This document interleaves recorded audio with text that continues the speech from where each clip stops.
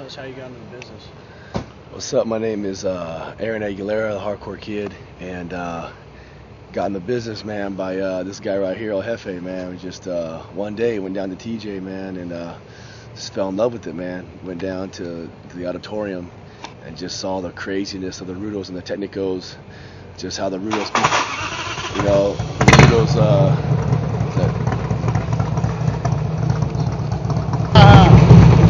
See, even the swag, good up, straight up Peckerwood knows that Hardcore Inc. is the shiznit. So even in prison, the white boys know Hardcore Inc. is the shiznit. The real shot callers. Save some auditions for me and El Jefe, man. Save some movies for me and El Jefe. I can't do that. I can't do that. That's the famous big swag on top of his scooter. Just kicking it. Going back to the valley. We'll probably run over a couple of kids and a couple old ladies on the way.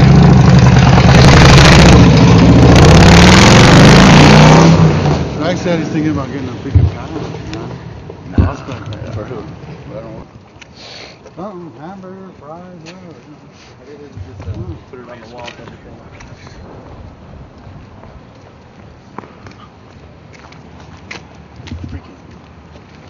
What is Ringer tripping on, man? He didn't help you. Freaking, I didn't like it, man. The natural. The dude, it didn't make sense putting him with that guy there. He's just freaking,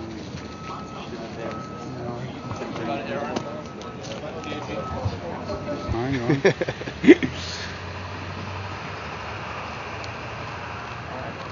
So let's start from the beginning. And can you introduce yourself and tell us how you got into the business? What's up? My name is Aaron Aguilera. Got in the business by this gentleman right here. One day took me down to TJ, and we just fell in love with it, man. Just sitting in the audience, man. Just the ultra violence of the Rudos and the Technicos. How the Rudos just beat the shit out of the Technicos, and the crowd just throwing beer bottles and chicken bones and chicharrones and throwing everything in there. Chicharrones? Yeah, man. Remember that? And it was just crazy, man. It was like a big brawl, and I just loved it, man. I fell in love with it, and I knew from that moment on that I wanted to be, I wanted to be a luchador. Yeah, he liked he liked going in the back room and talking to the boys and seeing all the excitement of all the guys in the back. All the camaraderie, everybody kicking back and having a good time, and working real hard out there, even though you get pretty banged up. A lot of bloody incidents going on here and there, but that's just part of it, the lucha libre deal, It's not fake bullshit. It ain't for no pansies either. It's real shit. People get tossed up in the ring, and you take it like a man. That's all it is. How what's the big difference between wrestling in Mexico and wrestling in the United States? It depends, because there's a lot of garbage in the United States. There's a lot of crap that people don't care. Just a bunch of kids throwing together a federation, calling it 3 letters, just booking on the fly.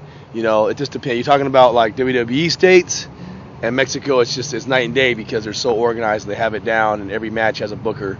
Unlike my experience in Mexico is really like it's just every man for himself. It's just a free for all. It's just only the strong will survive. It's either kill or be killed down there. And it's just they over here I notice there's more card psychology. They kind of build up. Over there it's like it ain't nothing to have a dude get hit in the freaking head with the chair in the first match and start bleeding, and whereas over here in the States it kind of like leads up and builds up to it, like a climax, so but I just think that the Mexican wrestlers can come over here no problem and wrestle.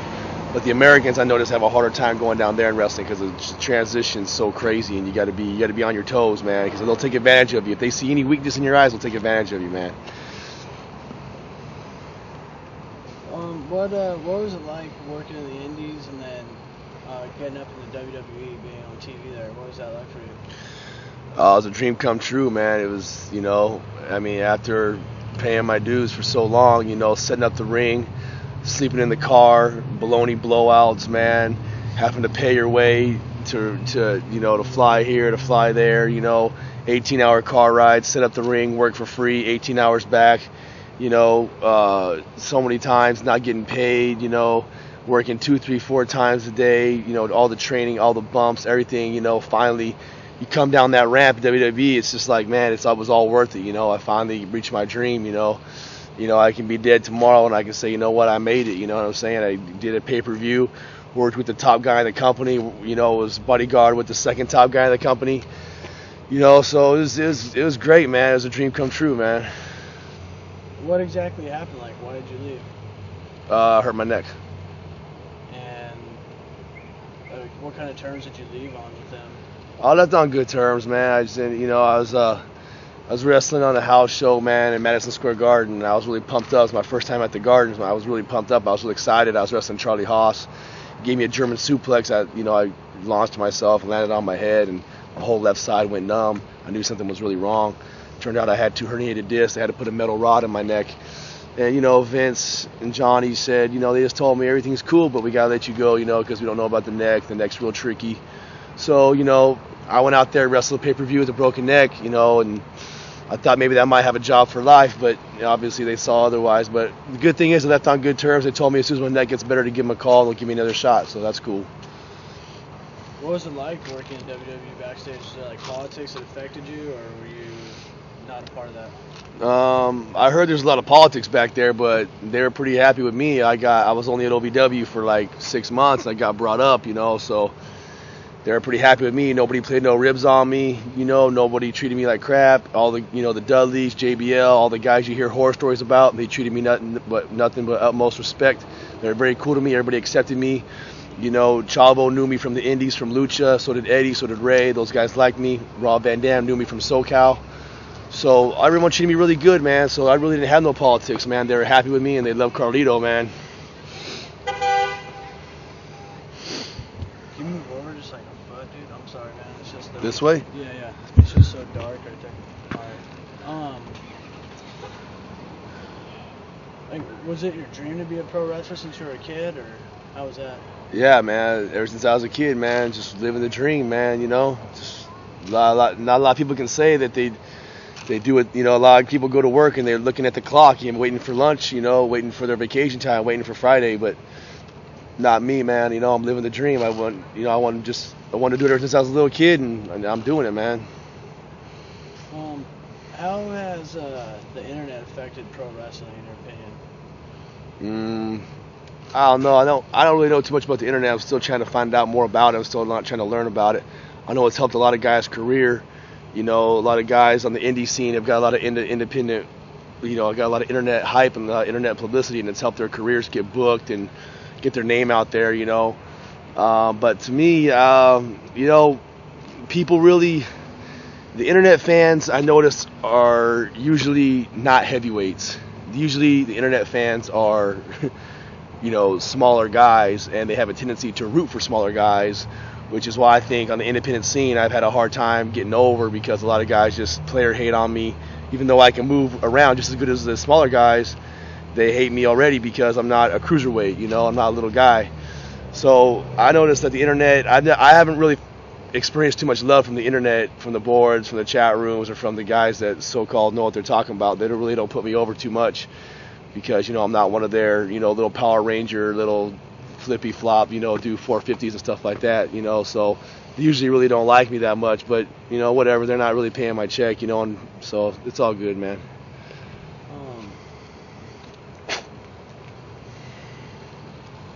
Do you feel to an extent like with your injury, like you were made an example of? So like, or do you not really feel that way? I was made an example of? Like I don't know. I've heard that term used with wrestlers, like just showing that like if you do get injured, there's not really a safety net where like you could just, you know, they show like, you know, if you're injured, you wrestle through your injuries. You know, or you know what I mean? Like, well, with your yeah, I've heard that. I've heard that they want you to wrestle through your injuries, and I have wrestled through my injuries, and everybody in this business has wrestled through injuries, but the neck is different. When you can't feel your fingers, it's like it's different. I don't think I was made an example of.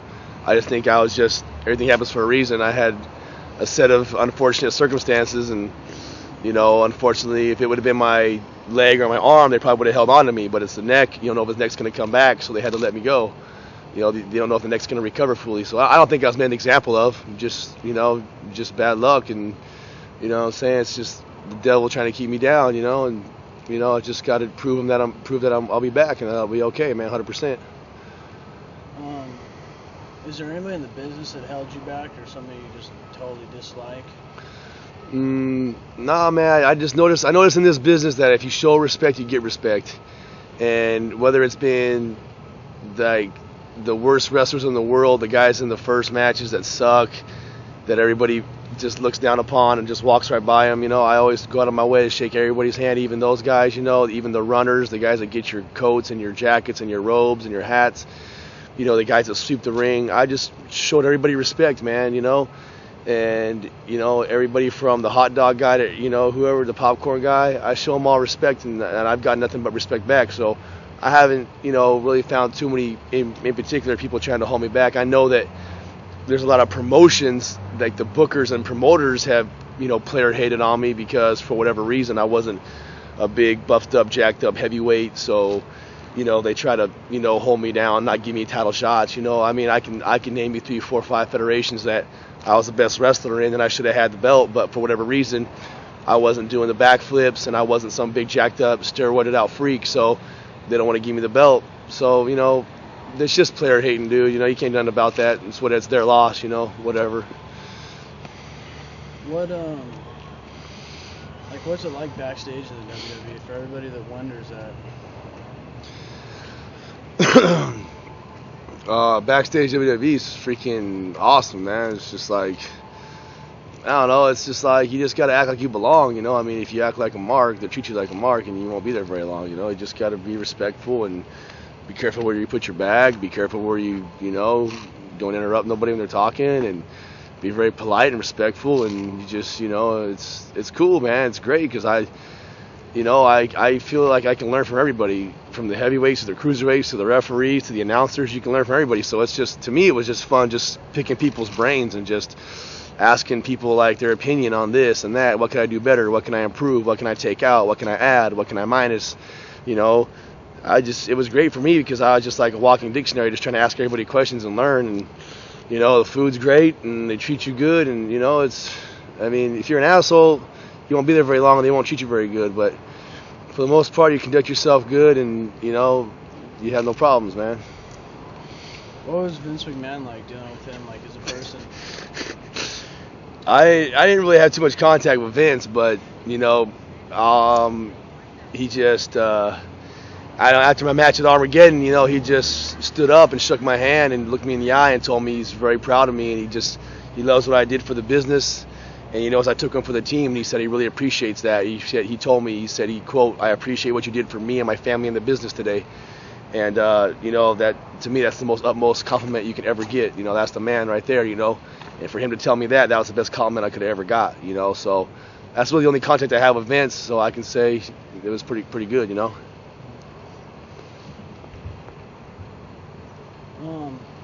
Have you ever been ribbed in the business, like backstage, or have you ever ribbed anybody? Like a story you could tell? I don't really get into the ribs, man. No one's really ribbed me. I can't think of anything that's really happened that sticks out of my head. There's a lot of it that goes on, but I just try to conduct myself as a professional. I try to get to the show early, get in my little corner, get ready, get my jump rope, do my push-ups, do my set-ups, bust a sweat, get ready, get warm, get my body warm. I'm not really trying to grab ass and play around and flirt with the chicks and all that. I'm not trying to do that, man. I'm just trying to get in. I take what I do very serious. I'm trying to be very professional, so I'm not trying to rib nobody. I'm not trying to play ribs. It's cool. I laugh. I love the stories, but it's just not my thing. I don't go around trying to rib people. No one really ribs me. I just try to do my business and go home. Like, how would you describe the SoCal indie scene, in your opinion? SoCal indie scene, I think, is very underrated. There's a lot of good guys here, but the problem is it's kind of oversaturated because there's nobody that has the brains or the balls to kind of do it right. There's just, the problem is that you got a guy like, you got Joe Schmo, who's the awesome indie worker in SoCal, and you can see him wrestling at XYZ Federation on Sunday. So why would you go pay to see him on XYZ Federation on Wednesday? So it's just oversaturated. I love the boys. They're all good. They're all better than me. They're great. But the problem is if You know, why are you going to pay to see the same guy week after week after week? You know, it's just oversaturated. They need to kind of get together and do things right, you know, and you got to trim the rosters. People hate to do it because everybody's buddies in their business and they don't want to hurt their buddies' feelings, you know. But the bottom line is you got to get your top 12, 13, 14 guys and tell everybody else to F off. That's the bottom line. Because if you don't do that, you're going to have a crap product and no one wants to pay to see that. And that's why you have people drawing 20 people, 60 people, 40 people. Because they're too nice. They can't say no. That's a problem. And too many promoters are such cheapskates that instead of bringing in someone good, instead of bringing in freaking a Messiah or a Chaos or Samoa Joe, or, you know, instead of bringing in someone good and paying them $100, they'd rather get 2 kids in their pajamas and pay them $10 each. And that's the problem with SoCal. There's too many promoters that are cheapskates saying, oh, I can get these guys. I can pay my payroll for the first 4 matches will be $40. Then I'll pay my main event. I'll pay them $20 each, and then all my overhead's only like this much. That's the problem. You know, no one wants to spend no money. You know, you get what you pay for. You know, you want to pay someone $5. That's the kind of effort you're going to get. You know, so it just gotta. I don't know, man. I don't know what. I don't know. I don't really know the suggestion. I'm not claiming to have the suggestion or the answers, but I just know something has to be done because, you know, it's just oversaturated, and it's just, you know, just gotta trim the rosters, man. It's like, oh, you know, there's too many people taking crash courses. There's too many people going, you know, I learned how to bump, so now I'm a wrestler. You know, I got a pair of tights. I bought a pair of boots from, you know, High Spots, and I got some tights from, you know, whatever, you know, and I learned how to take a bump, and I went over here to the swap meet, and I learned how to spot, so now I'm a wrestler. And so these guys get on the shows, and it just ruins it, you know, because why are you going to pay me $20 when this guy will work for free? You know, that's what's wrong with the business, man. In Mexico, like, have you ever been in a show or been involved in a show wrestling there that, like, a riot broke out? Pretty much every time I go to Mexico, every time I go to TJ, there's something crazy goes on, you know. There's almost a near riot every time, you know, because we go out with the American flag. In Mexico, I go by El Feo Americano, which is the ugly American. And, you know, USA #1, Mexico sucks, you know. It's pretty silly since I'm Mexican, you know, but I'm just trying to get heat. And people over there don't know it, that I'm Mexican, you know, and that I love it, and that I learned lucha, and I love lucha, and I'm proud of it. They don't know that. They just see me as a big white guy. They don't know that I'm really, you know, Hispanic. But I go there and just, you know, Mexico sucks, and the people just eat it up, and they love it, and it's almost a near riot every time. I've been hitting the head with so many beer bottles and water bottles, and they get these pesos, and they heat them up with lighters, and they throw them at you, and it sticks to you when you're sweating, and it burns you, and, you know, I had to be escorted out of the building a couple times to the back. There's almost a near riot every time you go there, pretty much, practically.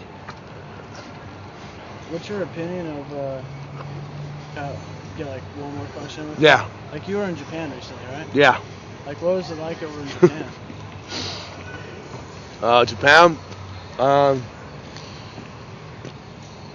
Japan's pretty cool, man. Japan's like an honor to go there, man. It's just like, you know, when you get out the plane, you got to step up your game, you know. It's like, it's a whole different ballgame over there, man. It's like, you can get away with mailing it in the States, maybe in Mexico, but over there, man, you got to be in your A game every night, man, because those guys bring it, man. It's all about work rate. They're not into sports entertainment, you know. They're not into like funny, haha, you know, comedy stuff. It's all about freaking work rate over there, you know. So when you go to Japan, man, it's crazy, man. It's just it's a good experience. I'm glad I can say I went. I'm trying to go back. I look forward to going back again. So you know, hopefully you see me there again, man.